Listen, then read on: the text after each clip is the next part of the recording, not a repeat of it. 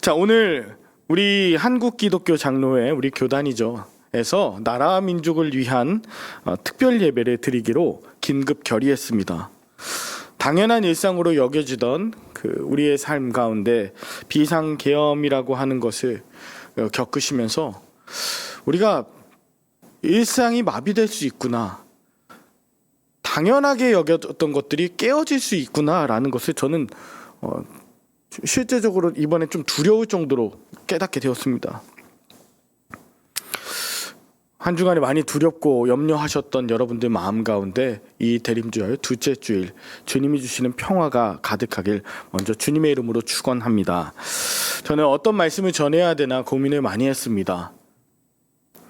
비상계엄을 선포한 이들과 정권과 어떤 이런 상황을 만든 자들이 향한 분노의 메시지, 임박한 심판의 메시지를 전할 것인가. 근데 여기에 계신 분들은 성도님들이시잖아요. 고민하다가 오늘 여러분들께 이미 심판받은 저들이 아니라 이곳에 계신 구원받고 또 평안함으로 충만해야 할 여러분들에게 하나님의 마음을 전하고자 합니다.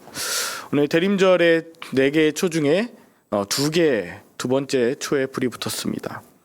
희망과 평화, 그리고 기쁨과 사랑이라는 4개의 초 중에 오늘은 평화에 불이 붙은 것이죠. 평화를 위한 촛불에 불이 붙었다는 건 역설적으로 평화롭지 않다는 것을 의미합니다. 성경을 보면 예수님이 태어나실 당시에도 로마의 압제하에 있어서 예수님도 마찬가지로 평화롭지 않은 이스라엘에 태어나셨습니다. 민족적으로 매우 절망스러운 시기였습니다. 마태복음에 의하면 태어난 지 얼마 되지 않은 수많은 아이들이 죽임을 당했죠. 누가복음에 의하면 출산을 앞둔 임산부를 위해서 그 어느 누구도 방을 내어줄 수 없을 만큼 사람들의 마음은 굳게 닫혀 있었고, 그리고 여유가 없었다.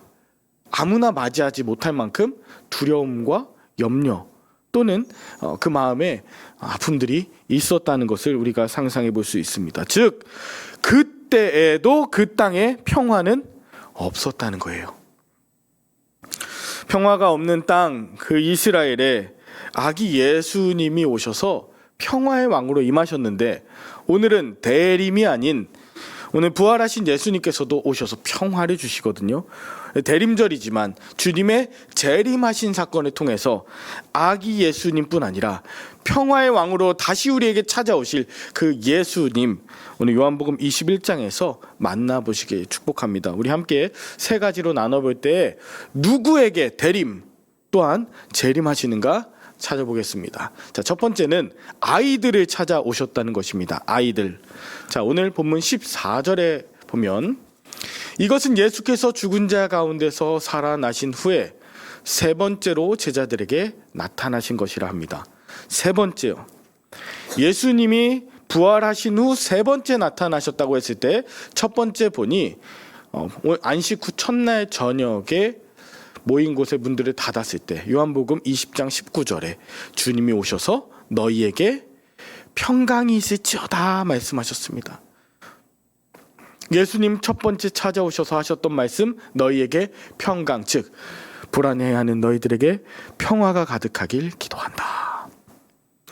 두 번째는 이 제자들 중에 예수님을 만나지 못한 도마에게 찾아오셨던 것인데, 본문 요한복음 20장 26절에 보면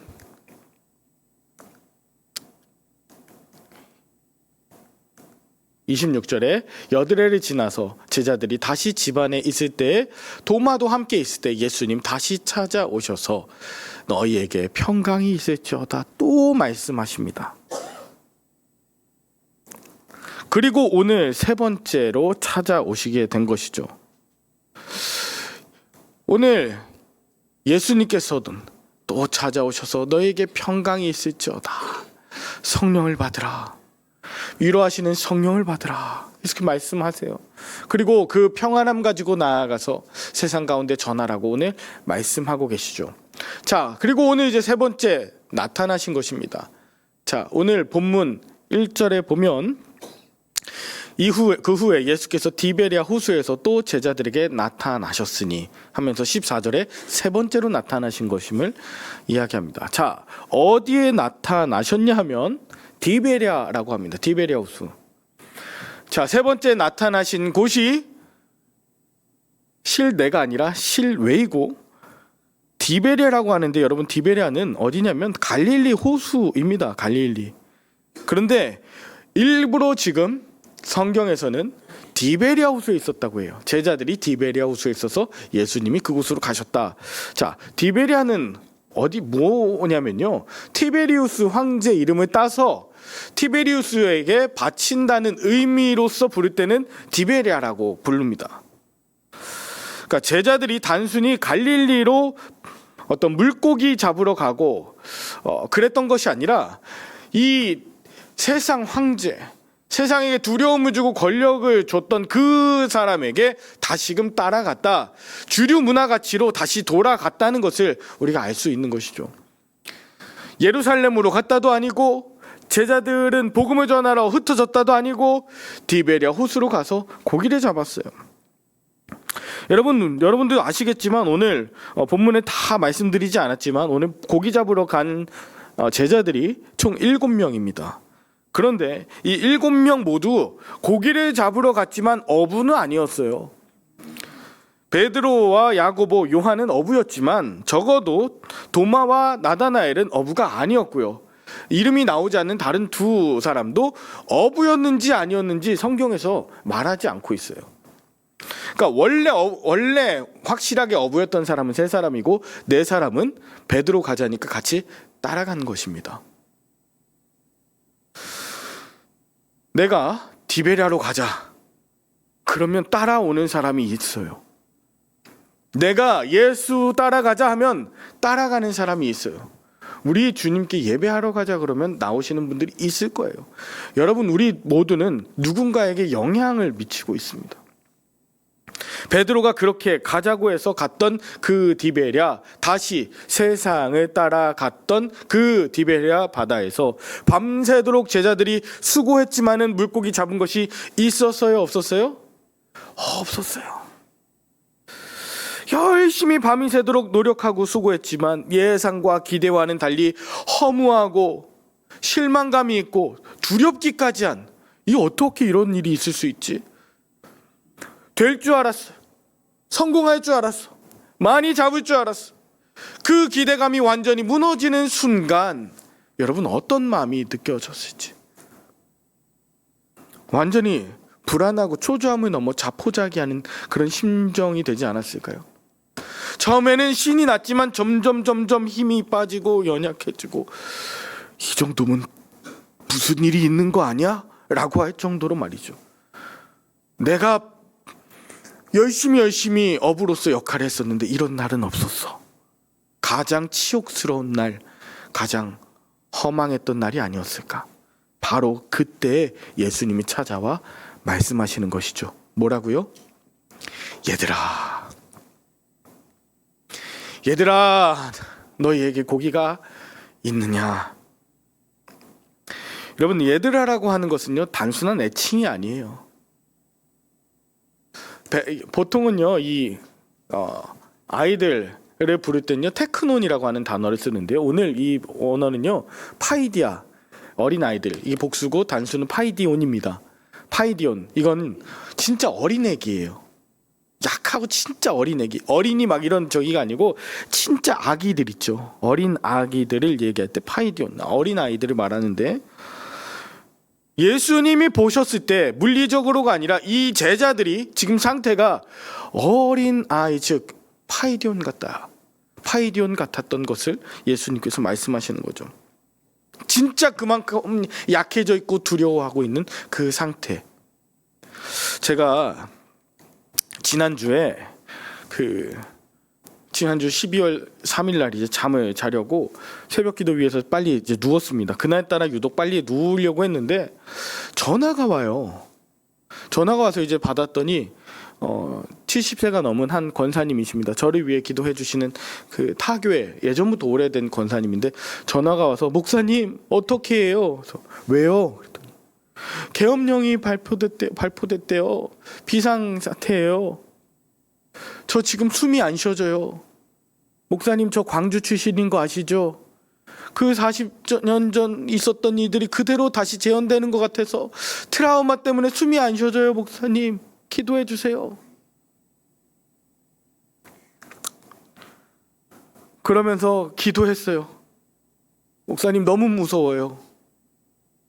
근데 목사님, 제가 전화한 건 기도받으려고 한 것도 있지만 목사님은 애가 넷이 있으니 절대로 가지 마세요. 그곳에 가지 마세요. 애가 넷이잖아요. 제 통화를 마치고 나서 상황을 파악해 보려고 뉴스를 틀어보니 난리가 났습니다.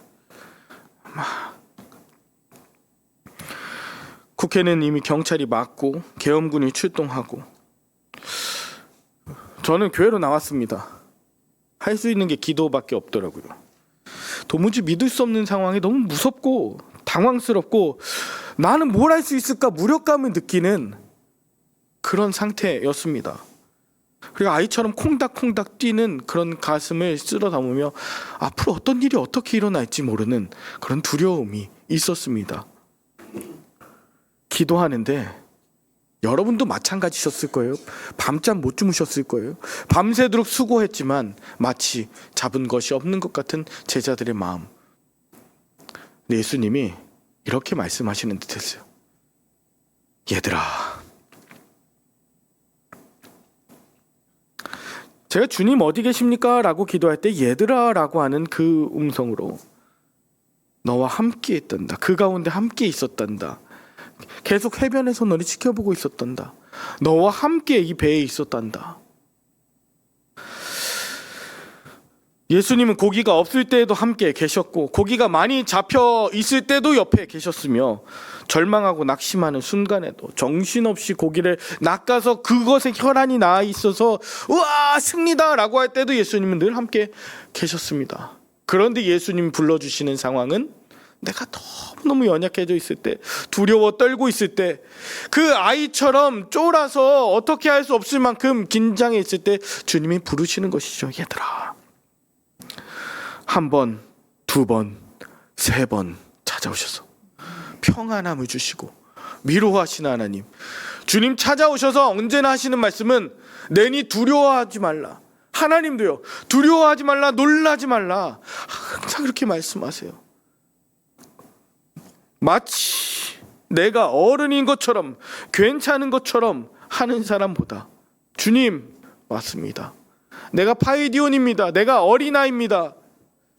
내가 지금 놀라있는 두려워 떨고 있는 그 아이입니다 라고 할 때, 그렇게 고백할 때 주님께서 찾아오셔서 생명의 말씀을 들려주시고 위로하시고 안아주시고 먹여주시고 온전케 하여 주시는 분이시지, 난 어른인데요, 아기 예수님 오기만 해봐, 이런 마음으로는 이 대림절에 진정한 평안을 느낄 수 없습니다. 어린아이와 같은 자가 천국에 들어간다고 말씀하셨던 것처럼 나는 겸손하게, 주님, 나는 주님의 어린아이입니다. 주님의 도우심과 주님의 평안이 필요합니다. 그렇게 기도할 때 주님의 평화가 임하게 될 줄 믿습니다. 두 번째, 시몬을 찾아오셨습니다. 시몬. 15절에 보니 예수님이 시몬 베드로에게 이르시되 뭐라고 하냐면 요한의 아들 시몬아 라고 부르십니다. 요한의 아들 시몬아. 베드로라고 안 하시고요, 뭐라고 부른다고요? 요한의 아들 시몬아. 사실 이 시몬이라고 하는 단어는 듣다라는 단어와 더불어서, 뜻과 더불어서 잘 들어서 귀가 얇다, 즉 갈대같이 흔들린다, 이리저리 왔다 갔다 한다. 시몬이라고 하는 건 갈대라는 뜻을 가지고 있어요. 그리고 이것은 예수님 만나기 전에 실제 베드로의 이름이었습니다. 그렇게 불렸습니다. 요한의 아들 시몬. 근데 예수님이 이미 말씀하셨어요. 예수님은 이미 요한복음 1장 42절에서 시몬을 장차 너를 게바라고 부를 거야 라고 했는데, 즉 게바는 아람어고 베드로는 헬라어인데, 그 당시 때는 아람어를 썼고 표기는 나중에 이제 헬라어로 합니다. 베드로 혹은 게바라고 부르셨던 예수님이 두 번째도 말씀하세요. 요한의 아들 시몬아. 또 이전의 이름으로 말씀하세요. 베드로라고 하는 반석 혹은 돌멩이라고 하기도 하지만 돌과 같이 견고한 너 베드로라고 내가 삼을 거야 라고 했던 예수님이 너 갈대 요한의 아들 시몬아, 갈대 같은 시몬아 라고 그렇게 부르시는 것이죠. 두 번째 그렇게 부르셨어요. 세 번째도 마찬가지예요. 시몬아. 여러분 가끔 이름을 개명하신 분 계시죠? 이전의 이름을 마음에 들지 않아서 혹은 그 이름이 너무 좀 연약해져. 그런데 이건 예수님이 바꿔주신 이름인데 베드로라고 하지 않으시고 게바라고 부르지 않으시고 시몬으로 부르십니다. 이전의 이름으로요. 분명히 장차 게바라고 부르시겠다고 하셨는데도 말이죠. 그럼 왜 시몬이라고 부르셨을까요? 자, 이건 두 가지 특징이 있습니다. 시몬이라고 부르셨을 땐 첫 번째, 그가 영적으로 성장할 때, 두 번째, 그가 영적으로 위기에 처해서 실패하고 쓰러질 가능성이 있을 때 시몬이라고 부르셨습니다. 대표적으로 마태복음 16장 16절에서 17절 믿음의 고백을 합니다. 시몬 베드로가 대답하여 이르되 주는 그리스도시요 살아계신 하나님의 아들이십니다 라고 믿음의 고백을 했더니 예수님이 대답하여 이르시되 바요나 시몬아, 너 지금 신앙이 성장할 것 같아? 그런데 하나 깨달아야 돼. 너 이전처럼 너 실패하고 쓰러질 가능성이 커. 실제로 이 이후에 예수님을 꾸짖어요. 즉시 예수님 십자가 지실 거라고 하니까 그렇게 하지 말라고 직후에 꾸짖습니다. 그러니 바요나 시모나, 요한의 아들 시모나, 바요나가 요한의 아들이거든요. 말씀하시는 것은 시몬은 즉 너 지금 쓰러질 수 있어. 그리고 영적으로 성장할 수 있어. 이걸 붙드시는 표현이에요.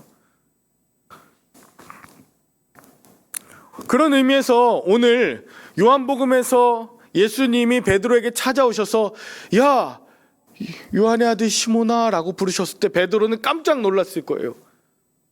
자긴 베드로라고 생각했고 돌이라고 생각했고 반석이라고 생각했는데 저보고 갈대라니요. 근데 나를 그렇게 부르셨을 때는 내 지금 상황을 아시고 흔들리는 걸 아시고 그리고 쓰러질 걸 아시고 내게 도전하시는 예수님의 사랑이구나, 그걸 깨달았을 거예요.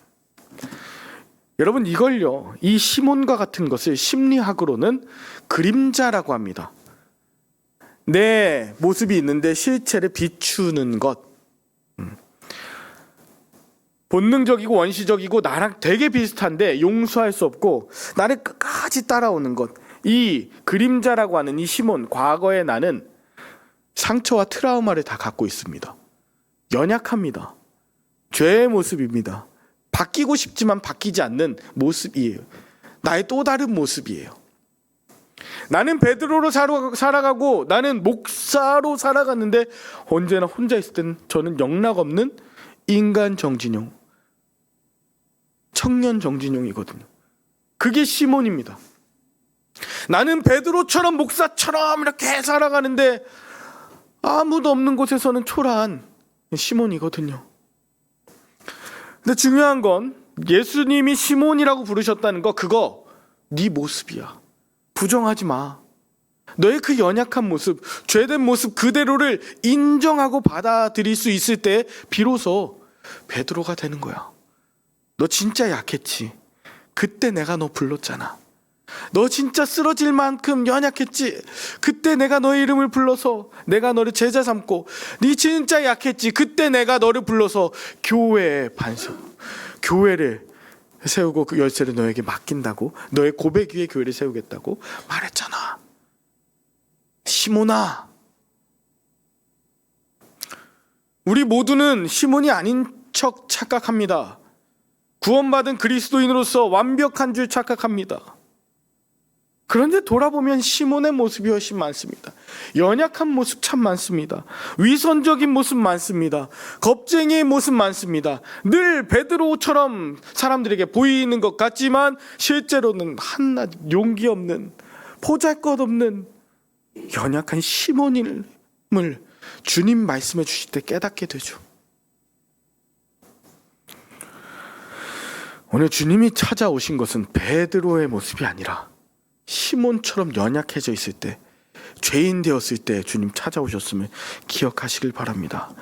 혹시 내가 예수님 나에게 찾아오신 지 너무 오래된 것 같아, 음성이 들리지 않는 것 같아, 은혜로 충만했었던 때가 언제인지 기억이 나지 않는다 한다면 내가 시몬임을 철저하게 고백해 보십시오. 내가 얼마나 죄가 많고 얼마나 미움과 분노가 많고 연약하고 겁쟁이며 내 안에 죄성이 많은지. 그래서 마틴 루터는 우리가 의인인 동시에 죄인이며 죄인인 동시에 의인이다 라고 말을 했어요. 무슨 말이냐면 내 안에 시몬, 즉 죄성을 가진 죄인임을 인정하면 의인이지만 그것을 인정하지 않으면 죄인이다. 내가 내 안에 시몬이 있음을 인정해야 나는 베드로고, 내가 그것을 인정하지 않으면 나는 베드로도 아니다. 내가 진짜 누구인지 정진용의 연약한 모습 그대로를 품고 인정해야 목사 정진용이지, 그거 부정하고 가운만 입으면 거룩한 척, 교회 명 붙이고 있으면 거룩한 척, 그것으로 다 되지 않는다. 그래서 예수님은 오늘 그런 베드로에게 찾아오셔서 말씀하십니다. 네가 이 사람들보다 나를 더 사랑하느냐. 이 말은 다시 말하면 시몬아, 너 연약한 너의 모습을, 내가 이 모든 사람들보다 가장 연약한 너를 내가 사랑해, 이건 믿지? 이걸 전제로 하시는 말씀이에요. 내가 아직 죄인 되었을 때 나를 더 많이 사랑하신 주님, 내가 얼마나 큰 죄인인지, 내가 얼마나 형편없는 시몬인지를 마주한 사람만이 주님의 사랑과 이 평안을 느끼게 됩니다. 마지막 세 번째, 베드로를 찾아오셨어요. 베드로. 오늘 본문 18절에 보니까 내가 진실로 내게 이르노니 네가 젊어서는 스스로 띠띠고 원하는 곳으로 다녔거니와 늙어서는 네 팔을 벌리리니 남이 내게 띠띠우고 원하지 아니하는 곳으로 데려가리라. 이 앞에 있는 이 원하는 곳으로 가는 것은 예전의 시몬입니다. 내가 가고자 하는 대로 가고 싶은 걸, 이걸 진정한 자기, 리얼 셀프라고 해요. 진정한 자기. 그리고 원하지 않는 곳이라도 가야 되는, 나는 그곳으로 가야 되는 베드로와 같은 것을 공적 자기라고 해요. 그러니까 목사는 공적인 것이고 정진용은 제 그냥 인간적인 것이잖아요. 젊어서는 내가 원하는 대로 인간적으로 내가 하고 싶은 대로, 내가 그게 진정한 내 자아라고 해서 맘대로 했지만 늙어서는, 이거는 시간이 지나서 예수 그리스도의 사랑으로 충만해지고, 그리고 어쩌면 지금 이 순간은 남이 내게 띠띠우고 원하지 않는 목사로서 살아갈 수 있어. 그런 그리스도인으로 살아갈 수 있어. 그런데 이것이 결국은 19절입니다. 그것을 통해서 너는 베드로가 되고 그 모습을 통해서 너는 나를 따르게 될 거야. 여러분, 요즘 사회는요, 공적 자기를 강조합니다. 목사를 강조해서요, 목사님은 이 정도 되어야지, 아버지는 이 정도 되어야지, 엄마는 이 정도 되어야지. 자기를 너무 모르게 해요. 잊어버리게 해요. 내가 뭘 좋아하는지, 어떤 사람인지. 반면에 공적 자기를 너무 약화시키면 내가 원하는 것은 이건데요, 나는 목사지만 나는 그 전에 나도 사람이에요, 나 청년이에요 라고 하면서 하고 싶은 대로 해요. 균형을 이루어야 돼요. 여러분, 만약에 진정한 자기인, 개인, 인격적인 내가 원하는 것만 크다 보면 자존감은 높아지지만 다른 사람들한테 인정받지 못해서 생기는 자존심은 낮아집니다. 자존감은 스스로를 귀하게 여기는 것이고, 자존심은 남이 나를 보는 것인데, 내가 좋아하는 것만 하면 자존감은 높아지지만 다른 사람으로부터 자존심을 얻을 수 없습니다. 내가 좋아하지 않는 것만 하면서 내가 공적으로 많은 역할들을 감당하면 자존심은 높아져요. 그런데 내가 진짜 그걸 원했던 것은 아닌데 자존감은 낮아져요. 목사로서 정진용만 강조하면 자존심은 높아지고, 여러분들이 저를 목사님 같습니다 하겠지만 나는 어디 갔지? 라고 하겠지만, 반대로 나는 내가 하는 일보다 목사보다 내가 더 중요해라고 한다면 이렇게 떨어지겠죠. 중요한 건 이것이 정확하게 균형을 이뤄서 시몬, 오늘 본문에 시몬도 아니고 베드로도 아니고 시몬 베드로가 되었을 때 주님을 따를 수 있게 돼요. 오늘 그래서 베드로는 예수님을 따르면서 그가 마지막 그의 편지인 베드로후서 1장 1절에 예수 그리스도의 종이며 사도인 시몬 베드로라고 자기를 고백했어요. 예수님을 따라가는 존재로서 시몬 베드로, 자기가 예수님의 종이자 사도임을, 진정한 자기와 공적 자기, 그것을 놓지 않았습니다. 오늘 말씀을 좀 마무리하려고 합니다. 여러분, 한 주간 얼마나 많이 두려워하셨습니까? 어린아이처럼 말이죠. 저는 목회자로서 저를 비롯한 목회자들이 범죄해서 이런 일들이 일어났구나라고 참 많이 회개하게 되었습니다. 목회자들이 정말 믿음으로 사는 것이 무엇이고 예수의 길을 정말 살아내면서 그렇게 선포했다면 이런 일이 있었을까? 이런 일이 있을 때 지지난달에 광화문에 모였던 목사님들 그 누구의 이야기도 들리지 않는 거예요.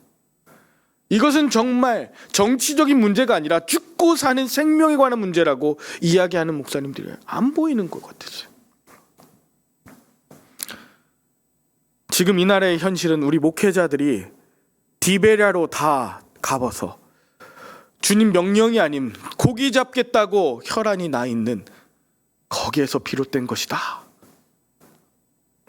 내가 얼마나 큰 죄인인 줄 모르고 내가 어떤 시몬인지 모르고 베드로만 강조한 목회자들의 잘못이라고 저는 그렇게 회개가 계속 되었습니다. 여러분, 그런데 만약에 그런 사람들이 교회 담임이 되고 나라의 지도자가 된다면 그 안에 평안이 있겠습니까? 없죠. 저는 이 시간에 우리 안에, 우리 가정에, 우리 교회, 그리고 이 나라, 특별히 위정자들에게 예수님 찾아오셔서 말씀해 주시길 원합니다. 두려워하는 자에게 얘들아, 시몬아, 그리고 베드로야, 나를 따르라고. 이 길을 함께 가자고. 이 길을 걸을 수 있도록 내가 먼저 부활해서 가고 있노라고. 오늘도 초대하시는 그 음성에 평화의 그 초대에 응답하셔서 오늘 저와 여러분들의 모든 삶 가운데 주님을 따르는 능력으로, 평화의 능력으로 충만하실 수 있기를 간절히 축복합니다.